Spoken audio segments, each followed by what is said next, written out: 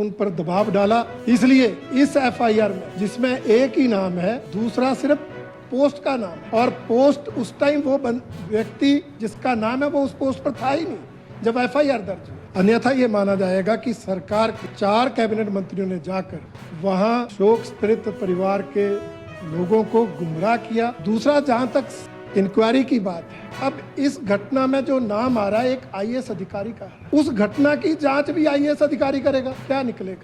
2 minute, सिर्फ 2 minute. अध्यक्ष महोदय, ये ठीक है, दुखद घटना में सरकार ने जो कार्रवाई की उसकी जानकारी मंत्री महोदय ने यहाँ दी है। हमने भी रात को घटना स्थल पर जहाँ विमल नेगी जी का शव था, वहाँ जब 4 मंत्री गए, इनको हमने लाइव वहाँ पर देखा। एक तो इन्होंने कहा कि एफआईआर दर्ज हो गई है,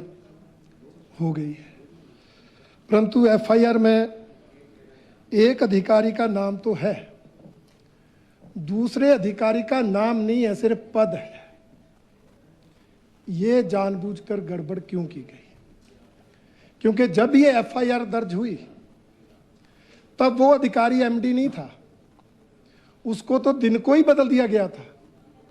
एफआईआर तो शाम को दर्ज हुई, इसलिए बाई नेम दूसरे अधिकारी का भी एफआईआर में नाम आना चाहिए।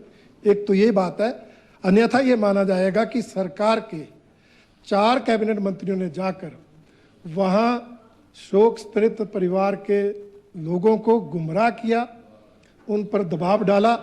इसलिए इस एफआईआर में जिसमें एक ही नाम है, दूसरा सिर्फ पोस्ट का नाम है, और पोस्ट उस टाइम वो व्यक्ति जिसका नाम है वो उस पोस्ट पर था ही नहीं जब एफआईआर दर्ज हुई।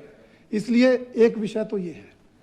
दूसरा, जहां तक इंक्वायरी की बात है, अब इस घटना में जो नाम आ रहा है एक आईएएस अधिकारी का आ रहा है, उस घटना की जांच भी आईएएस अधिकारी करेगा, क्या निकलेगा?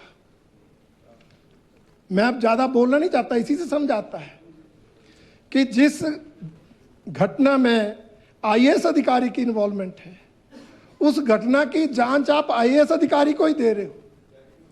हम किसी की मंशा पर प्रश्न चिन्ह नहीं लगाते, परंतु इससे निष्पक्ष जांच की उम्मीद नहीं रहती, उस पर प्रश्न चिन्ह लगता है। दूसरा, जब से ये सरकार सत्ता में आई, तीसरा जब से ये सरकार सत्ता में आई है, एचपीपीसीएल कंट्रोवर्सीज में रहा है। चलो बोल दिया ठाकुर साहब। नहीं सर, एक गुमनाम पत्र भी निकले, उसमें भी एचपीपीसीएल इन अधिकारियों के नाम, और उसके बाद आज ये घटना घटती है वो भी एचपीपीसीएल की।